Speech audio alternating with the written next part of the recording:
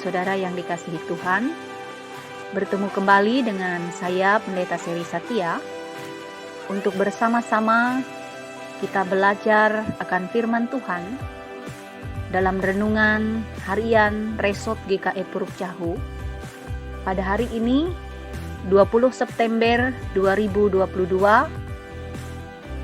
dan nas firman Tuhan sebagai dasar pemberitaan untuk kita hari ini dari 1 Korintus pasal yang ke-9 ayat yang ke-19 hingga yang ke-23.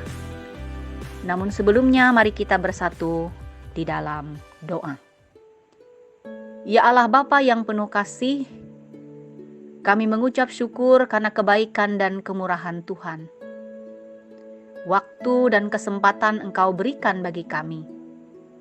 Kami ingin bersama menggumuli akan firman Tuhan. Biarlah dalam pertolongan-Mu, hikmat dan pengertian diberikan bagi kami sekalian. Berfirman-Lah Tuhan, kami siap mendengarkan. Amin. 1 Korintus pasal yang ke-9, ayat yang ke-19 sampai 23, dengan judul perikop Hak dan Kewajiban Rasul. Sungguh pun aku bebas terhadap semua orang.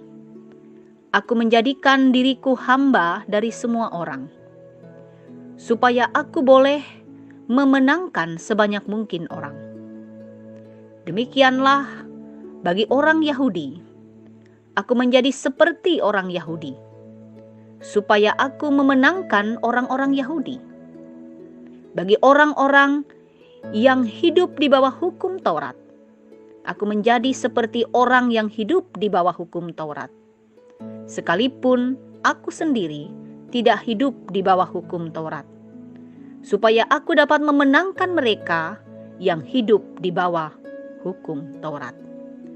Bagi orang-orang yang tidak hidup di bawah hukum Taurat, aku menjadi seperti orang yang tidak hidup di bawah hukum Taurat, sekalipun aku tidak hidup di luar hukum Allah. Karena aku hidup di bawah hukum Kristus, supaya aku dapat memenangkan mereka yang tidak hidup di bawah hukum Taurat. Bagi orang-orang yang lemah, aku menjadi seperti orang yang lemah, supaya aku dapat menyelamatkan mereka yang lemah.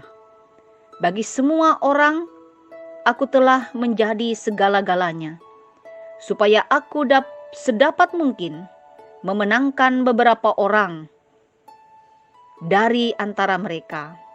Segala sesuatu itu aku lakukan karena Injil, supaya aku mendapat bagian dalamnya.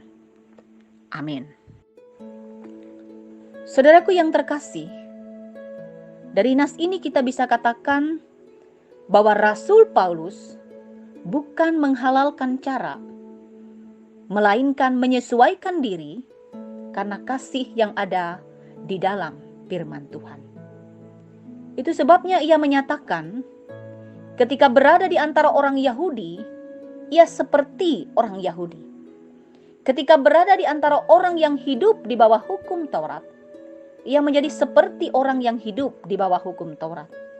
Ketika berada di antara orang yang tidak hidup di bawah hukum Taurat, ia seperti orang yang tidak hidup di bawah hukum Taurat.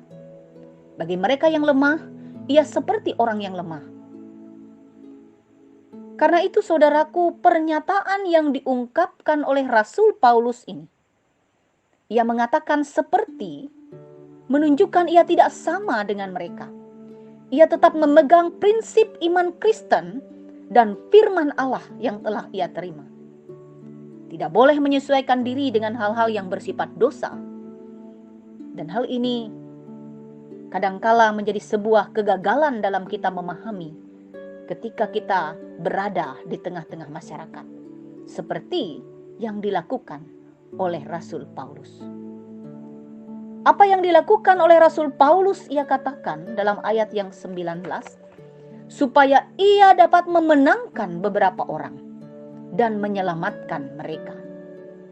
Peran ini ia lakukan supaya seseorang yang telah dipercayakan oleh Allah untuk melayani dan menyatakan kebenaran bagi umat-umatnya. Dan Injil dalam ayat 23 dikatakan, memiliki nilai yang sangat berharga untuk ia lakukan dan kita semua lakukan, supaya kita mendapat bagian di dalamnya. Biarlah kebenaran firman Tuhan membawa dan menuntun kita dalam perjalanan kehidupan percaya kita, melalui tingkah laku dan perbuatan kita, menunjukkan kehidupan orang yang percaya di dalam Tuhan. Tuhan memberkati kita. Amin.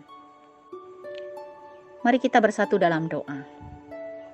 Ya Bapa yang penuh kasih, kami bersyukur karena kami boleh belajar akan firman-Mu. Meteraikan firman yang telah kami dengarkan. Kami percaya dalam pertolongan-Mu, kami dimampukan untuk tidak hanya menjadi pendengar, tetapi juga menjadi pelaku firman Tuhan yang hidup dalam kehidupan kami masing-masing. Terima kasih Bapa, buat waktu dan kesempatan kami boleh mendengarkan firman-Mu.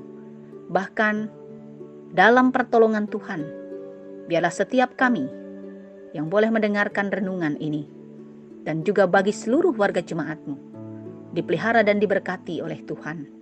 Dalam kemurahan dan kasih-Mu, kami menjalani hari-hari hidup kami untuk tetap hidup sebagai orang yang percaya di dalam Tuhan Yesus Kristus.